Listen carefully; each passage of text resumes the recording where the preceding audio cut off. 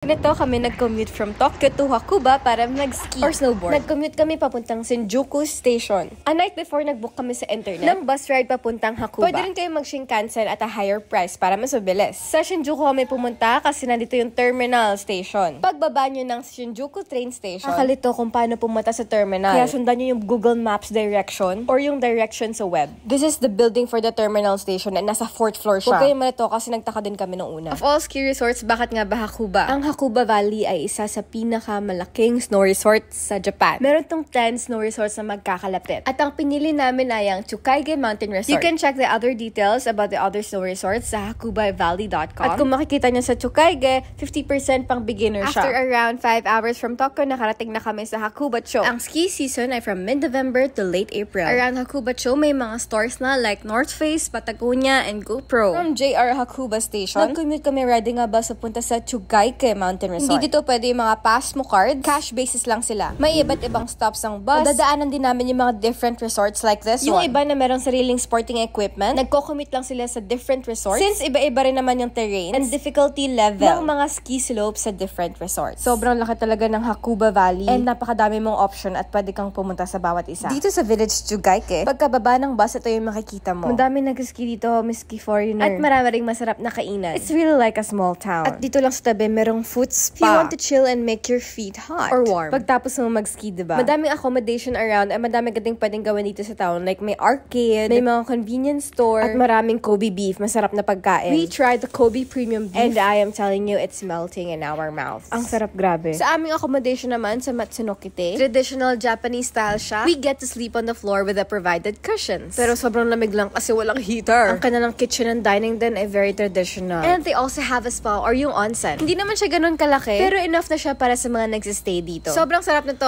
right after skiing. And now, sa ski area. Doon mismo sa may ski lifts, merong guide kung anong sasakyan mo kung pang beginner, intermediate, or advanced. Sobrang daming ski lift station. And depende rin sa ticket mo kung hanggang saan ka lang. Pwede kasing pang beginner lang or hanggang advanced. Wala naman kaming sariling equipment kaya magre-rent kami. Pwede ka mag-ski or snowboard and we prefer snowboard. And I also really recommend you to rent their jackets and pants. Kasi pang lamig talaga yun. They also offer lockers para sa mga gamit natin. Dito naman tayo bibili ng pass para sa ticket natin sa gondola. Pupunta tayo sa lift station and itatap natin yung card or yung ticket para makapasok ka. Nakalagay na siya sa loob ng jacket ko sa may dibdib. Para pag dumaan ako, automatic para na lang. Makasakay sa ski lift, wait on that mark, in our case, the green line mark. And then pagkarating, uupo ka. Tapos fix your skis or snowboards. Kapag snowboard, ipatong mo yung hindi nakakabit na part sa isa mong paa. Tapos relax ka na lang para hindi ka mangalay. Please rent or bring your goggles, helmets, ski suits, and gloves for your own protection. Promise, worth it lahat kapag nakarating na sa end of the lift, taas nyo yung bar, then pwede kayo bumelo or magpatulak sa chairlift. Pero sa mga first time, pwede kayo mahulog katulad ng katabi ko. But that's okay. Medyo mahirap din talaga siya on the first try. Tapos gigilid lang tayo para magkabit ng board sa paa. Also, bago kayo sumakay sa chairlift, mag-practice muna kayo maglagay at magkabit ng snowboard. Also, practice sa slopes na mabababa before sa mataas. Nakapag-ski and snowboard na ako before sa China, Korea, and Japan. Pero syempre, medyo nakalimutan ko na kaya madaming bagsak rin. And we need to familiarize ourselves and practice again. I never had a coach. Lahat to self-taught by watching other people snowboard. Basta ang napansin ko, mag-break ka palikod at paharap, palikod at paharap. Tapos balance na lang sa board habang pababa. Ayan, medyo mabilis na ako niyan. Feel ko naman, nakuha ko naman siya. Tapos all you need is confidence na magagawa mo. Guys, yung iba nagpapanik, tapos didiretso sila sa forest. Pwede silang tumambol sa mga puno. Lamig, shit.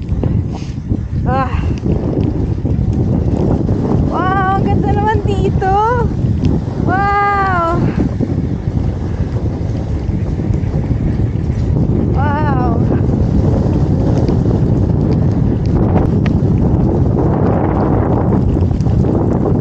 Ulo, na-brain freeze ako brain freeze. Sakit. Tingnan nyo naman, sobrang lakas ng snow. At zero visibility talaga ng time na yan. Wala kasi akong beanie. Wala akong beanie. Feel ko ang bilis-bilis ko na dyan, pero pang beginner pa lang yan. And also guys, don't forget to put your sunscreen kahit walang sun. Kasi meron pa rin yung sun rays. Tapos yung snow nare-reflect na yung mga UV rays. May nakausap din akong Australian dito. Tapos sabi nila gusto nila mag-ski dito sa Japan. Dahil soft yung snow. Soft and powdery. Compared sa Australia na medyo icy yung snow, kaya masarap mag-ski sa Japan.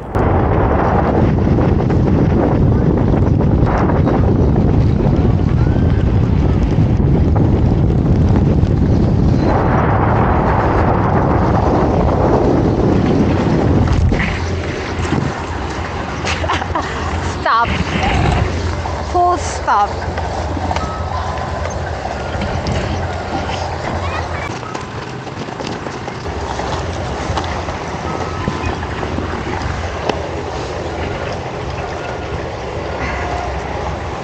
Yay! Nakapag-snow angel na siya!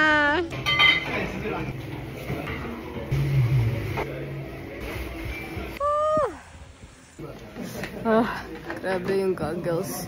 Tapos babalik na namin to. After a long day, babalik na tayo sa Tokyo. Dito ulit sa bus station sa Hakuba-cho.